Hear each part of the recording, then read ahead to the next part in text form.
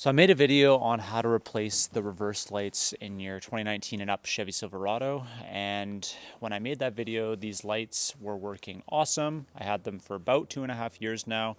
It's accompanied by Oxydo. I got them off Amazon, and they talk about how bright they are and they're LED bulbs and they last forever and all this stuff. So I thought they'd be a great buy, installed them, everything was great. But recently, as you guys can see, they're not working like they're supposed to be, and they've completely shit the bed here. So what I've done is I've gone ahead and bought some last fit reverse bulbs, and I'm going to put these in and actually install them instead of these Oxydo ones, because 2.5 years is insane for them to totally crap out. But I'm hoping that these ones will last.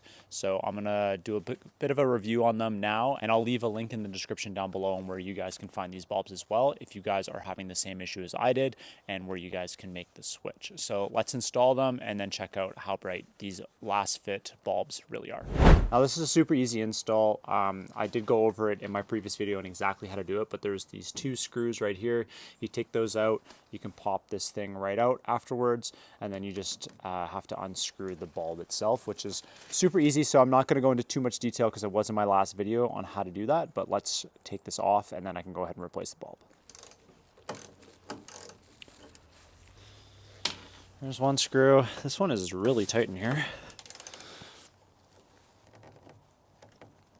Oh, I don't want to strip it. It's just totally spinning in there. This thing is so screwed. A 2-second job turns into an afternoon. This is totally in there. I can't, it's getting stripped. I'm gonna cut it with my multi-tool flat, and then I'm gonna be able to hopefully get a flathead screwdriver on that and actually get some turning power on it, because right now I can't turn it at all because it's like this little tiny hex bolt. So let's do that. Man, that is like so hard. Usually that thing just cuts right into it. Okay, what an absolute pain.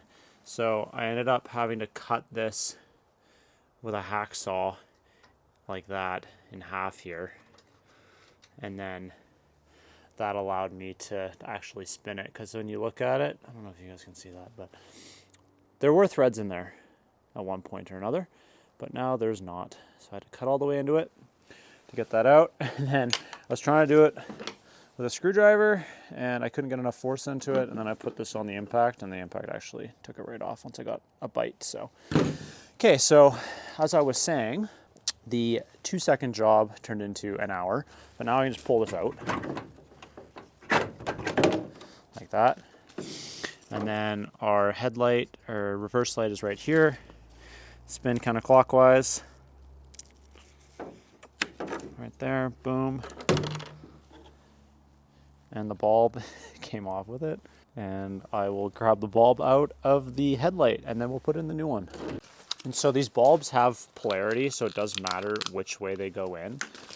So when I install it, I'm gonna install it just like so. You just push it in, then you push it in just like so. And then I'm going to go use the trailer lights feature in the truck to actually check to whether this is on or not, because it's too light out and it's not actually registering when I click the unlock button that this should turn on. So let's go check the trailer lights, and then we'll make sure that this is the right way before I go ahead and put it all back together. And I put it back together, shove it in the hole. Once it clicks and gets in place, just clearing it clockwise. There we go. Turned nicely. Line up the grommets and push it into place. And there we go. We have a working reverse light now, thank God. So now that I've got this installed, I did put the screws back in. I just made sure they were a little bit looser this time, and then this one's actually probably going to be better than this little hex bolt. I don't know why they put those on there. That's just terrible. They should have a square Robertson or a Phillips or something in there, but that's what they have. So if you guys are having the same issue as I was with the Oxydo bulbs, these are probably a good option for you. I'll leave a link in the description down below where you guys can buy these. Hopefully you're not having the same issue as I was with the Oxydos, but if you are, these look to be a good option. They're the best ones that I could find doing research and such. So I hope you guys like this video. It's definitely a little different than my normal ones, but if you did, consider subscribing and giving it a like. And until next time, take care.